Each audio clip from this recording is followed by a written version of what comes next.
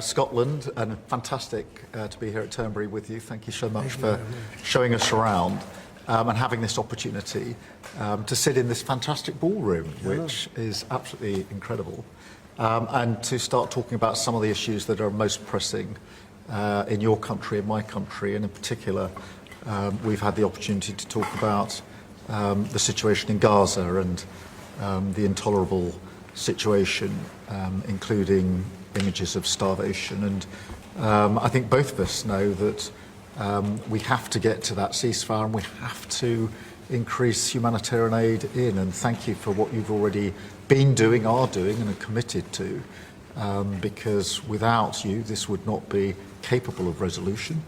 And I think that if we can work not just on the pressing issues of the ceasefire, but also on this issue of getting humanitarian aid in at volume, at speed, and then we've discussed a plan for what then happens afterwards. I think we can do our very best to alleviate what is an awful situation at the moment. So fantastic to be here. Thank you for your hospitality and to see this amazing golf course. I'll invite you to a football ground at some stage and we can exchange sports.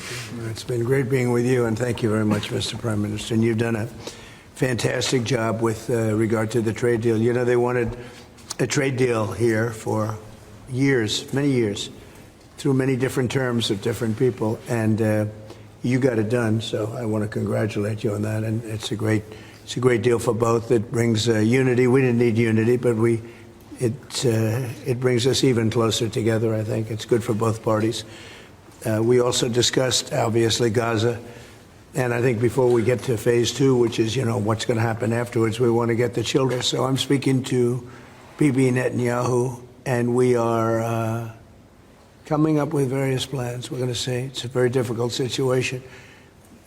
If they didn't have the hostages, things would go very quickly. But they do, and we know where they have them in some cases, and you don't want to go riding roughshod over that area because that means those hostages will be killed. Now, there are some people that would say, well, that's the price you pay, but we don't like to say that. We don't want to say that. So we've done a lot of good work. We've had great support from the Prime Minister anytime we needed help, anytime we needed any form of support. You've been there. We appreciate it very much. Absolutely.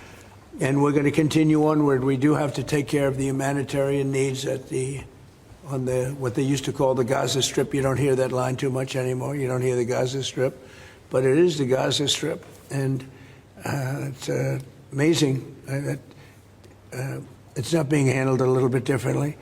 We're going to set up food centers, and we're going to do it in conjunction with some very good people, and we're going to supply funds. And we just took in trillions of dollars. We got a lot of money, and we're going to spend a little money on some food, and other nations are joining us. I know your nation's joining us, and we have all of the European nations joining us, and others also have called, and they want to be helpful. So we're going to set up food centers and where the people can walk in.